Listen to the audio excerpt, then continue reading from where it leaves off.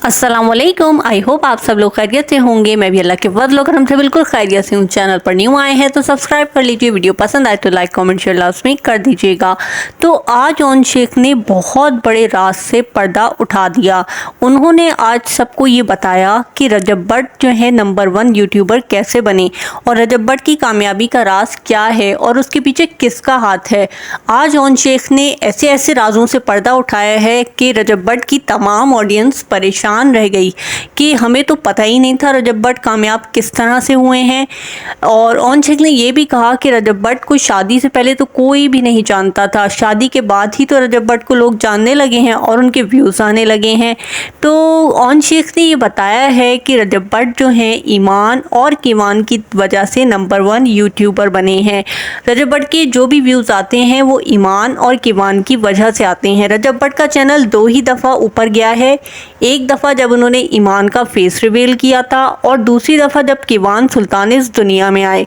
तो जो ओन शेख है उन्होंने बहुत ही बड़ी ख़बर दी है सबको। जो रजब भट्ट की ऑडियंस है वो सुनकर हैरान और परेशान है। ओन शेख ने जो बातें की हैं तो ये बातें सुनकर तो हम भी हैरान हैं कि रजब भट्ट जो हैं इससे पहले उनका कोई नाम ही नहीं था, शादी से पहले ऐसा नहीं है।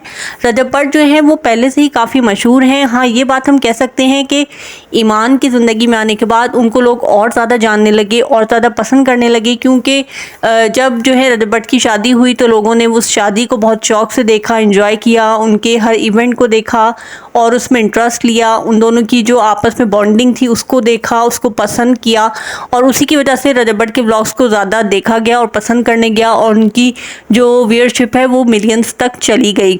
और उसके बाद जो है ईमान की प्रेगनेंसी की वजह से, क्योंकि जाहिर है जब उनका बेटा जो है दुनिया में आने वाला था तब लोगों को एक क्यूरियोसिटी थी कि रजब भट्ट के यहाँ बेटा होगा या बेटी होगी, वो कैसा होगा। तो इस चक्कर में लोग जो हैं रजब भट्ट के व्लॉग्स को ज़्यादा देखते थे। तो ये बात तो सच है कि ईमान और कीवान की वजह से भी रजब भट्ट का जो है चैनल ऊपर गया है, लेकिन हम ये नहीं कह सकते कि ईमान और कीवान की वजह से ही ऐसा हुआ है।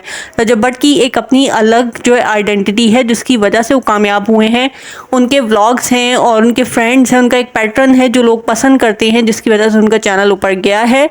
तो ये बात तो बिल्कुल गलत है कि ईमान और कीवान की वजह से ऊपर गए हैं, लेकिन हाँ हम ये कह सकते हैं कि वो जो बहुत ज़्यादा व्यूअरशिप हुई है वो ईमान और कीवान की वजह से है।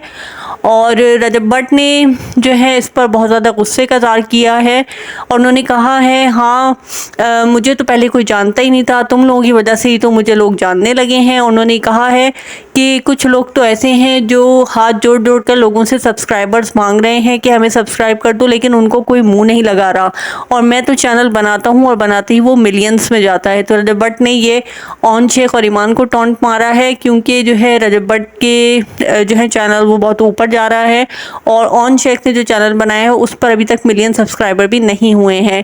तो ये बात बिल्कुल गलत है। वैसे ओन शेख, क्या आप रजब भट्ट को इस तरह से बोल रहे हैं? क्योंकि आज आपको और ईमान को जो लोग भी जानते हैं वो सिर्फ़ और सिर्फ रजब भट्ट की वजह से ही जानते हैं, क्योंकि ईमान की उनसे शादी हुई, उनके साथ नाम जुड़ा तो लोगों ने ईमान को और उनको जाना कि ये लोग कौन हैं। तो जो हक और सच की बात है उस पर इंसान को बात करनी चाहिए और ये सच बात है कि इन लोगों को जो भी जानता है, आज इनको जो भी प्रमोशंस मिलती हैं, जो भी काम मिलता है वो रजब भट्ट के नाम की वजह से ही मिलता है।